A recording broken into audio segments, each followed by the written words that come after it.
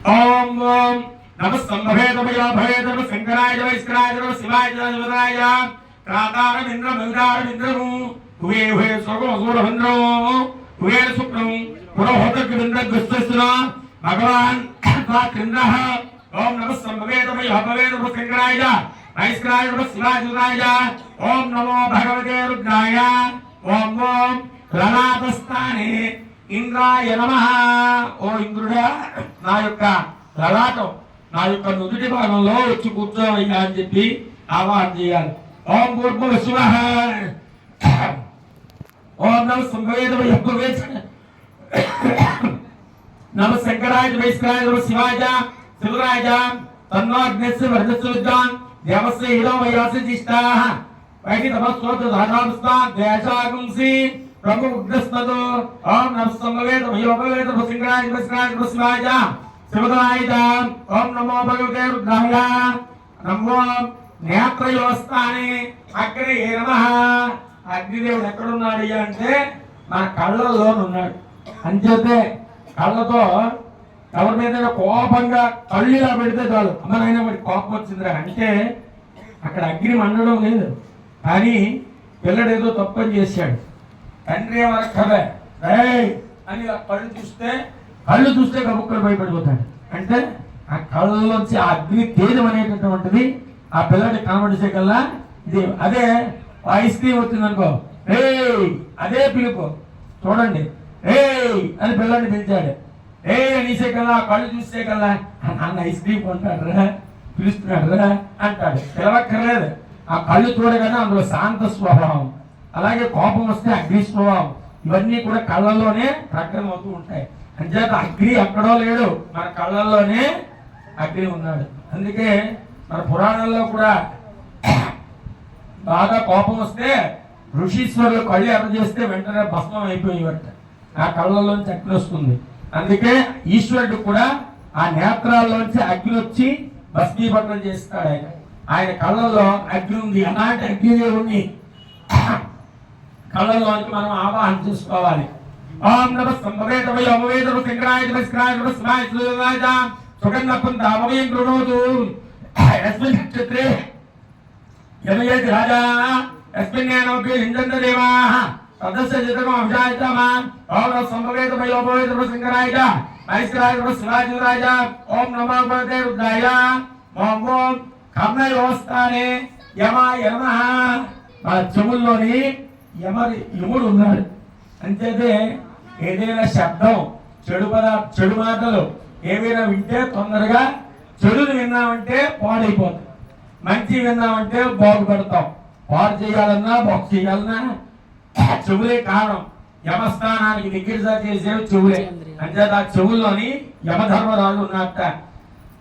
ఓం భూర్భువః స్వః ఓం భం నమః సంభవేదమయ భవేదమ శంకరాయ వైష్ణవాయ నమః శివాయ శివరాయ అనుస్పందయమానస్తేరస్య రాంతస్కరస్యాంగేషి అన్యమస్తదిచ్చాసాదే నమో దేవి నిరుదే తుభ్యవస్తు. ఓం నమః సంభవేదమయ భవేద నమః శంకరాయ వైష్ణవాయ నమః శివాయ శివరాయ ఓం నమో భగవతే రుద్రాయ భంగో ముఖస్థానే నిరుదే నమః. ముఖస్థానంలో నిరుతి అనేటటువంటి దేవుడు ఉన్నాడు. ఈ నిరుతి అనేటటువంటి వాడు శరీరానికి యజమాని, ఇంటికి యజమాని, గ్రామానికి యజమాని అయినటువంటి వాడు నిరుతి. అందుచేతే ఇల్లు కట్టుకుంటే నైరుతి మూల ఇంటి యజమాని పడుకునేటటువంటి గది నైరుతిలో ఉండాలి అంటాం. ఆ యజమాని స్థానం అది. ఓం నమో భగవతే రుద్రాయ నమః సంభవేదమయ భవేదమ శంకరాయ వైష్ణవాయ నమః శివాయ శివరాయ తత్వాయామి బ్రహ్మణ వందమాన సదాదాస్తే యజమాన అవిర్భిః అహేర్వాణ వరే అమోద్రసకం దుమాన హాయి ప్రమోదీః. ఓం నమః సంభవేదమయ భవేదమ శంకరాయ వైష్ణవాయ నమః శివాయ శివరాయ ఓం నమో భగవతే రుద్రాయ గంగో బాహుస్థానే వరుణాయ నమః. మన భుజాల్లో వరుణ దేవుడు ఉన్నాడు. శక్తికారకమైనటువంటి వరుణ దేవుడు భుజాల్లో ఉన్నాడు. ఓం భూర్భువః స్వః ఓం భం నమః సంభవేదమయ భవేదమ శంకరాయ వైష్ణవాయ నమః శివాయ శివరాయ ఆయనో హేత్తి సురీ హృదయం శాస్త్రనీభిర్ముపయాహ యజ్ఞో వాయు అశ్విని అవిషభాగేస్త ఈం పాదస్తస్య విసర్గానః ఓం నమః స్వభవేదమయో భవేద నమః శంకరాయ వైశ్వరాయ నమస్కారాయ ఓం నమో భగవతే రుద్రాయ ఓం ఓం నాసికాస్థానే వాయవే నమః. ఆ ముక్కు గొట్టాల్లో వాయుదేవుడు ఉన్నాడు. అందుకే మనం పడుకున్నా సరే వాటి పని చేస్తూనే ఉంటాయి, గాలి పీలుస్తూనే ఉంటాయి ముక్కు కన్నా. వాయువే నమః. ఓం భూర్భువస్సువః. ఓం తేం నమః సంభవేదమయో భవేద నమః శంకరాయ వైశ్వరాయ నమస్కారాయ శివరాయ వైకుం సోమం హృదేవ మానస్తరోషమిప్రదః ప్రజావంత్వాజీమహి ఇంద్రాణి విశ్వరాజపతి నమః సంభవేదమయో భవేద నమః శంకరాయ నమస్కారాయ శివాయ శివరాయ. ఓం నమో భగవతే రుద్రాయ. ఓం హృదిస్థానే కుబేరాయ నమః. మన గుండెల్లో కుబేరుడు ఉన్నాడు. అంచేత హృదయంలో మన కోరిక పుడితేనే దైవ కార్యాలు చేయాలనేటటువంటి సంకల్పం మనకు కలుగుతుంది. దైవ కార్యాలు ఎప్పుడైతే చేస్తామో కుబేరుడు అంటే ధనం మనకి వచ్చి పడుతూ ఉంటుంది. ఓం భూర్భువస్సువః. ఓం బృం నమః సంభవేదమయో భవేద నమః శంకరాయ నమస్కారాయ నమః శివాయ శివరాయ అభిజానం జగతస్థ స్వయం దీం జన్మ నమసయో భయవ్యం భూషణ యదా సామ సుదృతే రక్షణ ఆరబ్ధ స్తుతే నమః సంభవేదమయో భవేద నమః శంకరాయ నమస్కారాయ నమః శివాయ శివరాయ. ఓం నమో భగవతే రుద్రాయ. రుంగోం నాభిస్థానే ఈశానాయ నమః. మన బొడ్డు భాగంలో ఈశానుడు అనేటటువంటి దేవుడు ఉన్నాడు. ఈయనే ఈశ్వరుడు. ఓం భూర్భువస్సువః. ఓం భ్రాం నమః సంభవేదమయో భవేద నమః శంకరాయ నమస్కారాయ నమః శివాయ శివరాయ. హస్తే రుద్రామిహాన పర్వతాసో వృత్తే ఔద్యోగో జోజోగాః యస్సంస్తే సోదిదాయ విద్రే ఇంద్ర జ్యేష్ఠం అస్మాన్ అవంతదేవాః. నమః సంభవేదమయో భవేద నమః శంకరాయ నమస్కారాయ నమః శివాయ శివరాయ. ఓం నమో భగవతే రుద్రాయ. ధామో మూర్ధ్నిస్థానే ఆకాశాయ నమః. ఈ భాగంలో మనకి శరీరంలో ఆకాశం ఉన్నది.